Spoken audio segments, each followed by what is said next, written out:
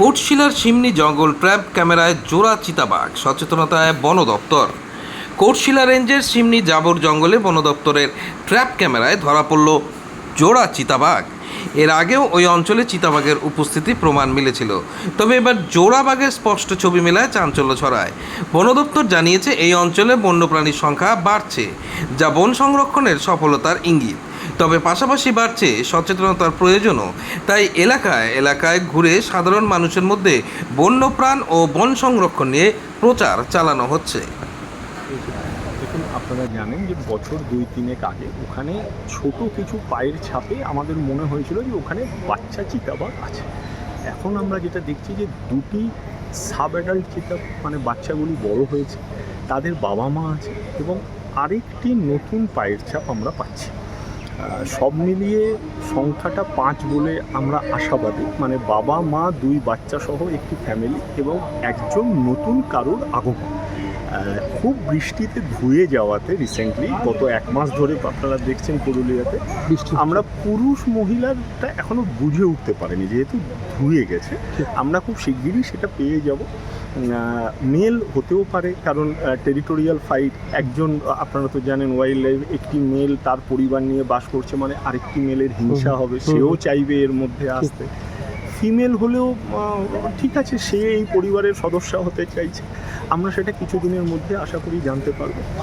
এটা একটা ইন্টারেস্টিং জিনিস আছে। দেখুন, বাঘ কিন্তু বাঘ একটা রয়্যাল বেঙ্গল অ্যানিমাল, তো ও আগে ফিল করে যে আমি যেখানে যাচ্ছি বা যেতে চাই সেই জায়গাটা আমার পক্ষে কত উপযুক্ত।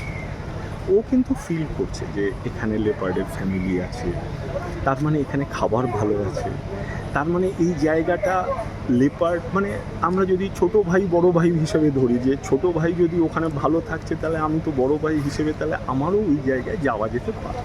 এবং এই সূত্র ধরে আপনারা জানেন যে ঝাড়খণ্ডে খুব রিসেন্টলি যে বাঘটি, পুরুষ বাঘ, বড় বাঘ, যেটাকে ওনারা ধরতে পারলেন, আমাদের যা ধারণা, আপনারাও নিশ্চয়ই লোকেশন দেখেছেন, একেবারে নদীর ধারে, শেষ বাড়িটা যাকে, আমার ধারণা ও এদিকেই আসতো। হয়তো সুবর্ণরেখার জলস্তর বা জলের বেগ বেশি থাকায় ও ক্রস করতে পারে, আদারওয়াইজ ও কিন্তু এখানে আসতো এবং সেটা হয় কোটশিলার দিক, না হলে অযোধ্যার দিকে ও কিন্তু নিজেকে আস্তে আস্তে বিস্তৃত করতো, নিজের টেরিটরিটা। আমি খুব আশাবাদী আগামী 5 বছরের মধ্যে আপনারা কিন্তু পুরুলিয়ার টাইগারের রেগুলার মুভমেন্ট বা প্রেজেন্স কিন্তু সাক্ষী হবেন। এবং আমরা যে অলরেডি আপনারা আজকে আমাদের বন মহোৎসবে মাননীয় মন্ত্রী বলেছেন যে আমরা অনেক রকম পরিকল্পনা নিচ্ছি, জঙ্গলের বিস্তার আরও বাড়ছে। আশা করি পুরুলিয়াবাসীর পক্ষে এটা একটা ভালো খবর হবে আগামী। যে 5 জন দেখা গেছে, এরা কোন প্রজাতির?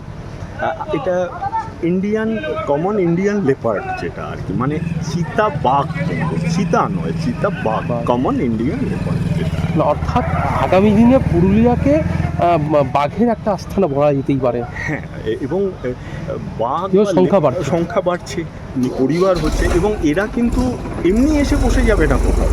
এরা যখন দেখবে যে এর চারপাশটা অনেকটা ঠিকঠাক আছে, আমি খাবার পাচ্ছি, জল পাচ্ছি এবং আমি থাকার জায়গা পাচ্ছি, সব মিলিয়ে পুরুলিয়ার ল্যান্ডস্কেপটা কিন্তু আদর্শ টাইগার হ্যাবিটেট বা টাইগার ল্যান্ডস্কেপ হিসেবে তৈরি। এবারে ব্যাপার হচ্ছে যে এই যে টাইগারদের অনাগত